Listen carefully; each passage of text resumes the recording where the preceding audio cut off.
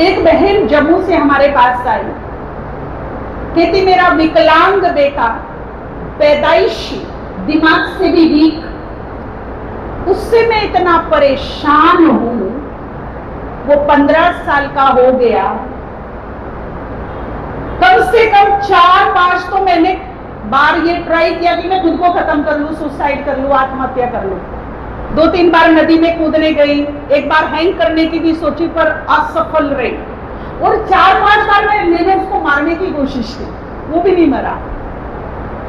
इतनी इरिटेट हो गई हूं मैं उस बच्चे से कि सब इतने सुखी हैं और ये मेरे गर्भ से पैदा हुआ विकलांग, दिमाग से बिल्कुल डाउन, कौन सा कर्म बंधन है, और ये पूरी जिंदगी मुझे झेलना है।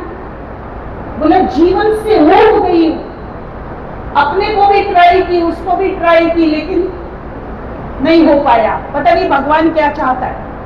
इतना इरिटेशन मुझे रहता है, इतना दुखी हूं मैं कि मुझे रास्ता बताओ कि मैं क्या करूं। तो हमने उससे एक ही बात पूछी कि ये जो बच्चा है, आप 5 बहनें हो, एक मां के गर्भ से जन्मी हो, ये बच्चा 4 बहनों के पास नहीं, आपके ही पास क्यों आया? अड़ोसी पड़ोसी के नहीं, कोई रिश्तेदार के नहीं, वो तुम्हारे ही घर में क्यों आया? बताओ क्यों आया उसी के पास जी? तो उसने ये भी बोला कि कोई पूर्व का कर्म बंधन होगा इसके साथ मेरा, तो स्वीकार कर लो। हमारे आसपास भी कुछ ऐसे लोग हैं, परिवार में भी हो सकते हैं, बाहर भी हो सकते हैं, जिनसे पूर्व का कोई कड़ा हिसाब किताब है। इसी ही जन्म में हंसते हंसते स्वीकार कर लो, आगे के लिए मार्जिन मत छोड़ो। तो हमने बोला पिछले जन्मों का हिसाब किताब लेने तो यह आया, आधी अधूरी पूरी करने आया। और यदि खुद तुम अपने को मारती हो या उसको मारती हो, तो तुम्हारी जो कर्म गति है वो पूरी हो जाएगी, अधूरी रहेगी। फिर और अगले जन्म में वो तुम्हारे और विकराल रूप में आएगा तुमसे लेने, क्योंकि ये कर्म सिद्धांत है। जब तक कर्म गति पूरी नहीं होगी तब तक वो पीछा नहीं छोड़ेंगे। ये कर्म सिद्धांत बड़ा अटूट है, अटल है, पीछा नहीं छोड़ते। एक भाई खुद को परेशान होकर के हैंग कर रहा था, फांसी का फंदा ले रहा था गले में, चारों तरफ से दरवाजे खिड़की बंद कर दी। अचानक एक बहन आकर जोर जोर से ताली बजा रही है और हंस रही है, कहां बच के जाओगे? तो उसने बोला मैंने तो सब खिड़की दरवाजे बंद किए, तुम कहां से आ गई? बोली मैं तेरी कर्म गति हूं, मुझे खिड़की दरवाजों की आवश्यकता ही नहीं है। और जिस कर्म गति से बचकर तुम अपने आप को मारने की कोशिश कर रहे हो, तेरे मरने से पहले तेरे रास्ते में मैं तुझे खड़ी हुई मिलूंगी। और जब तक तेरा मेरा हिसाब किताब क्लियर नहीं होगा तब तक मैं तेरा पीछा नहीं छोड़ूंगी। तो समझदारी किसमें? मरने में समझदारी है कि जीने में समझदारी है जी? किसमें समझदारी है? तो अपनी जिंदगी से प्यार कीजिए। ये जिंदगी बहुमूल्य है, भगवान की अनुपम सौगात है। भागने की कोशिश मत करो। बचपन से हमने सुना कि ये धरती, ये वसुंधरा गोल है। सुना आपने ये धरती गोल है। अच्छा, इसमें कोई ऐसा दरवाजा है कि बाहर निकल जाए जी? कोई दरवाजा इसमें है कि हम बाहर भाग जाए, निकल जाए? कोई दरवाजा नहीं, कोई दरवाजा नहीं। इसीलिए जहां से चले वहीं आकर रुकना पड़ेगा। ये गोल है। तो आपने यात्रा यहां से शुरू की ना, तो वापस कहां होगे? वहीं। इसीलिए कहा कि चुनौतियों को देखकर, संघर्ष और परिस्थितियों को देखकर, समस्याओं को देखकर, दुखों को देखकर भागो नहीं, कोई दरवाजा नहीं है भागने का। जहां से भागोगे वहीं आकर रुकोगे। इसीलिए भागो नहीं, भाग लो, है ना। भागना नहीं बल्कि क्या करना, भाग लो। हर परिस्थिति, हर समस्या को एक खेल समझिए। समस्या को समस्या समझना ही सबसे बड़ी समस्या है ना। अगर ये मनुष्य जीवन है तो कभी उतार कभी चढ़ाव है। एक ने कहा जी हमें ऐसा बताइए कोई स्थान जहां समस्या ना हो। अब मनुष्य जीवन है तो उतार चढ़ाव है, हंसी भी है, खुशी भी है, थोड़े गम भी है, थोड़ा सुख भी है, तो थोड़े दुख भी है। एक्सेप्ट, स्वीकार करना पड़ता है चीजें। अब ऐसा स्थान जहां समस्याएं ना हो वो तो केवल शमशान घाटी मिलेगा ना आपको। वहां जाकर लेट जाओ, कोई समस्या नहीं वहां पर है। क्या कोई समस्या शमशान में? पर वहां कोई जाना चाहेगा? अगर हम समस्या को खेल समझकर खेले जिंदगी को, तो हर समस्या हमारे लिए खेल बन जाएगी। हम क्रिकेट देखते हैं या जब पहलवानी करते हैं, पहलवान सोचेगी जी मेरे पे तो वार हो ही नहीं, तो वो काहे का पहलवान? उससे अधिक उस पर वार हो, उस पर वो विजयी बने तो वो पहलवान है। लेकिन मैं मनसा ये बना के बैठ जाऊं कि कोई समस्या हो ही नहीं, कोई चुनौती जिंदगी में आए नहीं, तो फिर मुझे जिंदगी जीना आता नहीं। एक क्रिकेटर अगर ये सोचे कि बॉल मेरे हिसाब से आए तो मैं छक्का मारूं, चौका मारूं, तो वो अच्छा खिलाड़ी नहीं है। एक बैट्समैन चाहे बॉल टेढ़ी आए, मेढ़ी आए, सीधी आए, मेरा तो सिक्सर लगेगा, वो बेस्ट खिलाड़ी है, वो खेलना जानता है। तो इस जिंदगी में कोई भी बात आती है, अच्छी बुरी, उसको मैं कैसे मैनेज करूं, कैसे उसको मैं फेस करूं, कैसे उसे मैं चुनौती समझकर विजयी बनकर आगे निकलूं, ये स्पिरिचुअलिटी सिखाती है, आध्यात्मिकता सिखाती है। और मुझे बड़ा गर्व हो रहा है बताते हुए कि ब्रह्मा कुमारी ईश्वरीय विश्वविद्यालय में जो राजयोग मेडिटेशन सिखाया जाता है, आज हमारा एक समाधान प्रोग्राम चलता है जिसमें हजारों माताओं बहनों ने, जो हमारे पास रिकॉर्ड है, केवल जल और भोजन की शक्ति से, जिनके घर में ड्रग्स लेते थे, बुरी लत में पड़ गए थे, शराब दारू पीते थे, भोजन और जल से केवल भगवान को भोजन का भोग लगाकर जल को चार्ज करके उनको पिलाया।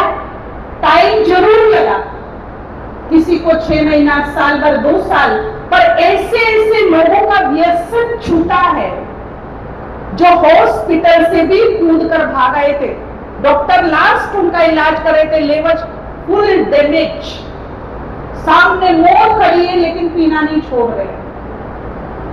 ऐसे ऐसे लोग व्यसनों से मुक्त हुए। और मुझे बड़ी खुशी हुई है सुनकर कि जब अमित शाह जी पार्लियामेंट में ये बोल रहे थे कि व्यसन मुक्ति के लिए ब्रह्मा कुमारी संस्था बहुत बड़ा काम कर रही है, पार्लियामेंट में ये गूंजी आवाज। लेकिन हम कोई इंजेक्शन नहीं लगाते या कोई जादू मंत्र नहीं करते। आध्यात्मिकता की शक्ति से, राजयोग की ताकत से ये सब चीजें ठीक हो रही है। तो वो जो जम्मू वाली बहन आई, उसको हमने समझाया कि आप भागो नहीं, आप भागोगे तो इससे भी बिगड़ी हुई सिचुएशन आपको आगे मिलेगी। इसी ही जन्म में रहकर स्वीकार करो कि ये मेरे कर्म का फल है, एक्सेप्ट करो। बीज मैंने बोया है तो फल भी मुस्कुराते हुए खाओ। सीधी बात है, अगर बीज मैंने बोया है तो फल कैसा खाएं? और आगे से सीख ले ले कि वही बीज बोए जो फल में खा सकते हो। वो बीज मत बोओ जिस फल को मैं नहीं खा सकती। मेरा हर कर्म मेरे सामने आएगा, आज नहीं तो कल आएगा, सीधी बात है।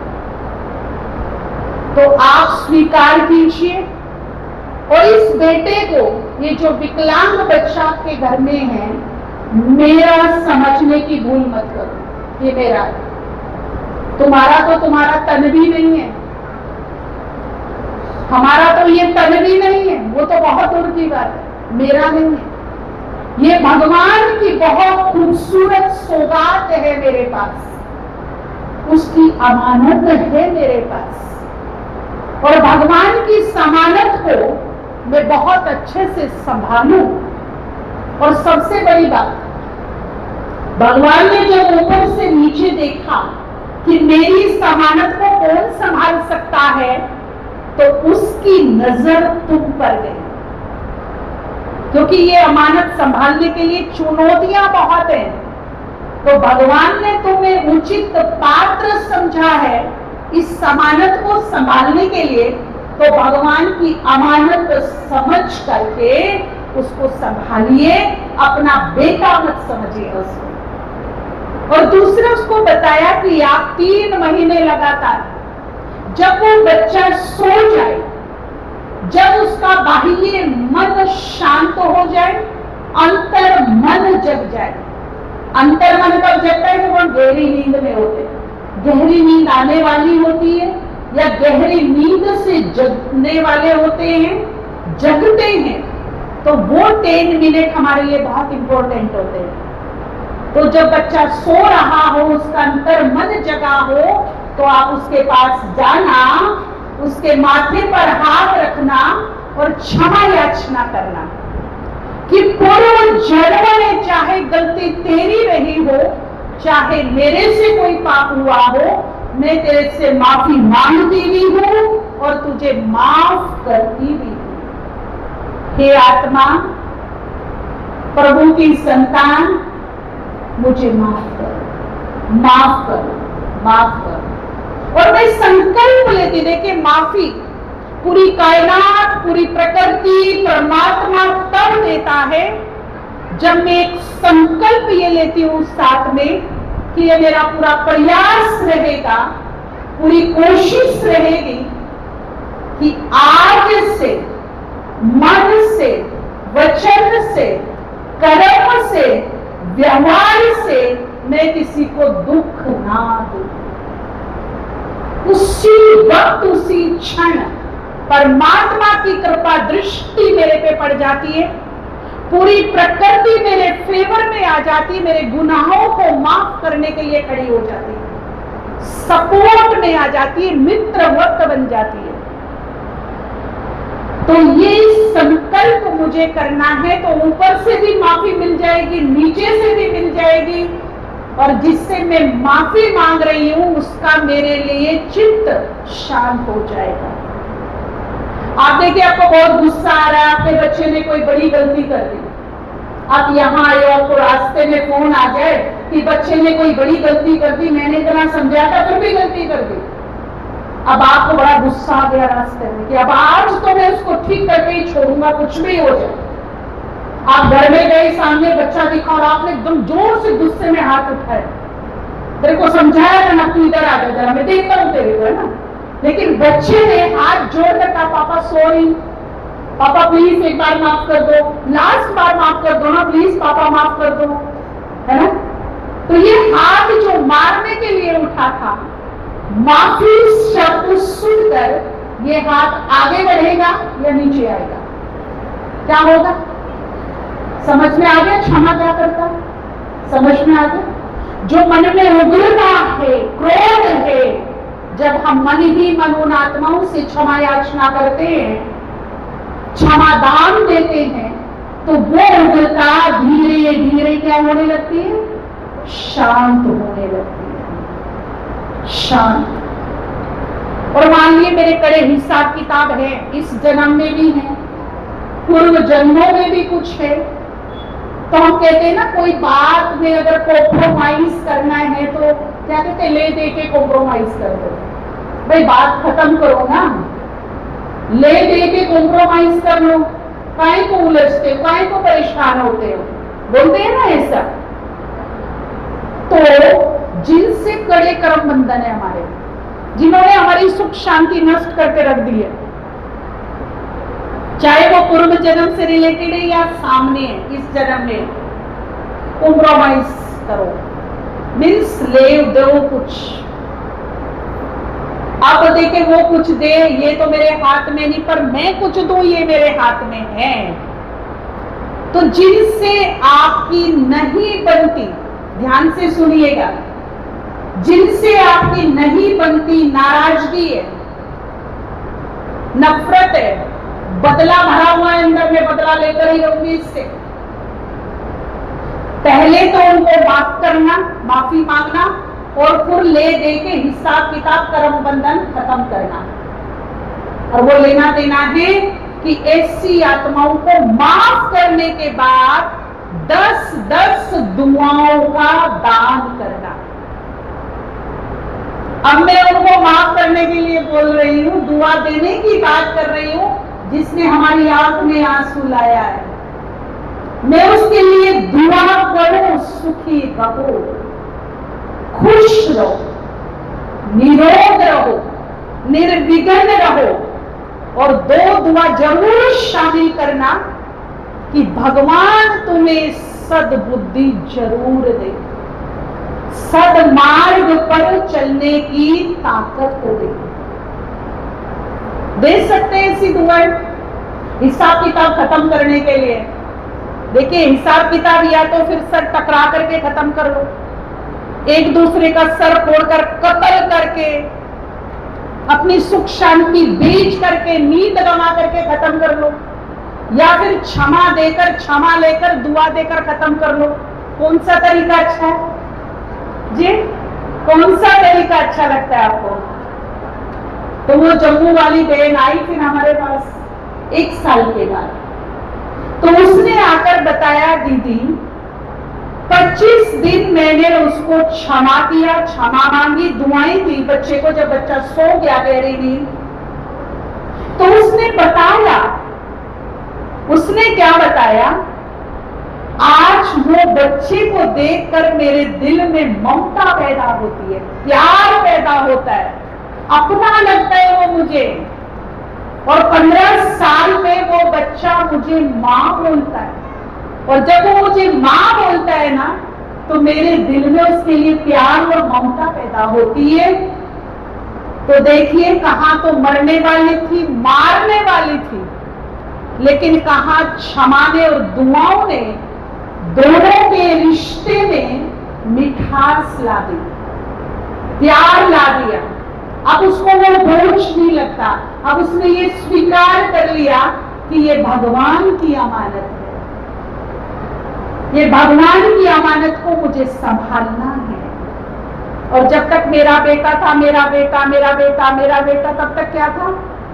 बोझ, बोझ था, विकलांग है।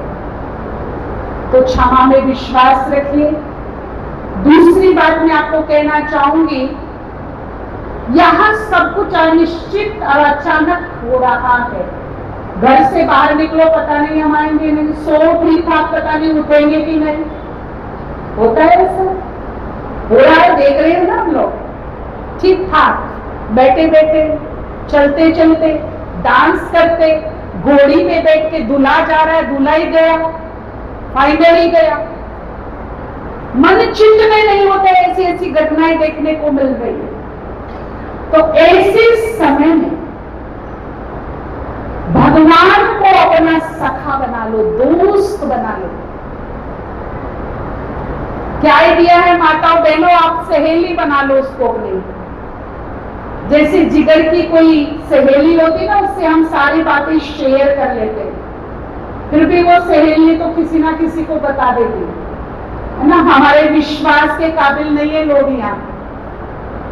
और हमारे डॉक्टर कहते हैं कि कोई आपका ऐसा हम सफर होना चाहिए जिसके सामने आप अपने दिल की बातें कर सको, जो भी दिल में बोझ है वो बता सको। और यदि हम दिल नहीं खोलेंगे अपनों के सामने, तो एक दिन वो आ जाएगा कि डॉक्टरों को औजारों से दिल खोलना पड़ जाएगा।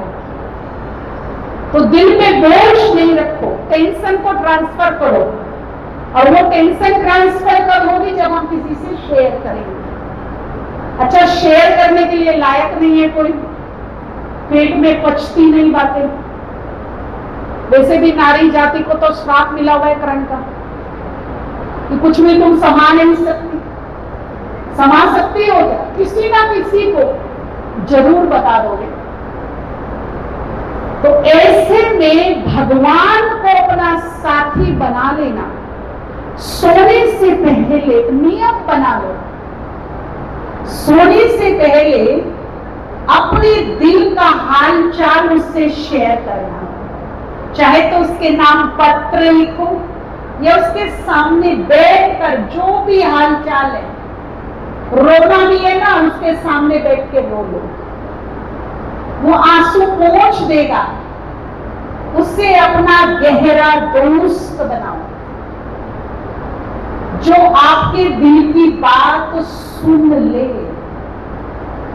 आपको विश्वास है भगवान सुनेगा कि नहीं सुनेगा? है?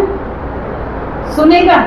अब द्रौपदी कह रही है कि कान्हा तुम आए, पर इतनी देर से आए जब सारा खेल बिगड़ गया।